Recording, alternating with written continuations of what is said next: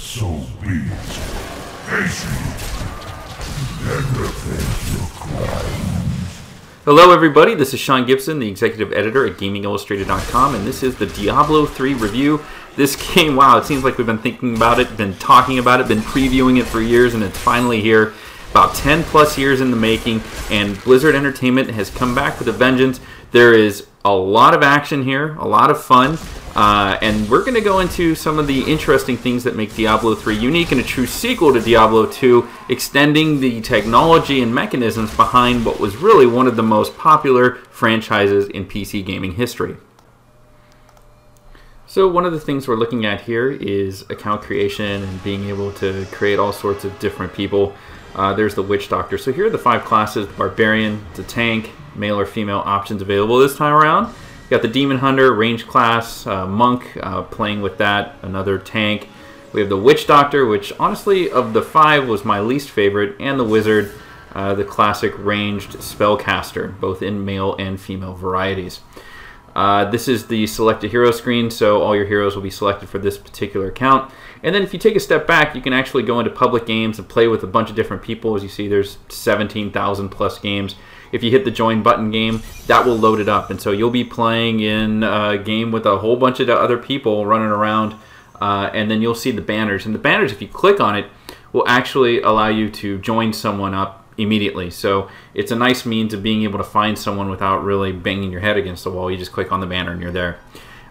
This is the auction house. This is the new mechanism of being able to sell stuff in game. Right now, the real currency version is not up, but certainly the in-game gold version is. And one of the things I found is that one way to really gear up properly in this game was not to sell stuff to, there's a guy that, you know, and I call him the chump, because basically you offer him up a service and he owes you a life debt, which in exchange you pay for his training, and then you get purple gear, and frankly it wasn't very good in terms of gearing up. What you want to do is basically take any sort of rare, which is a yellow item, sell it in the auction house and flip it if you're done with it, and then basically buy up gear from the auction house for in-game gold.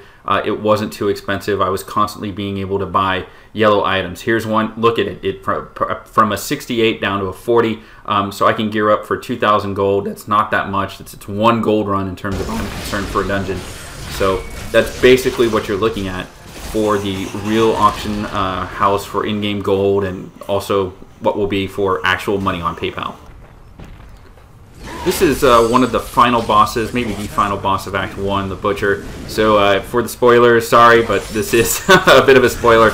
Again, run, hit, special power, take a potion, make sure your companion doesn't die, don't stand in the fire. This is something that is pretty normal for Diablo, but the big boss monsters are, it's a good payoff basically. It's a lot of fun to basically beat them up, defeat them, get the gear, see more of the story. So overall, Diablo 3, a little underwhelming in terms of the graphics. I wasn't blown away. The graphical requirements are less than StarCraft 2, for example. But in terms of fun, it's a really fun game.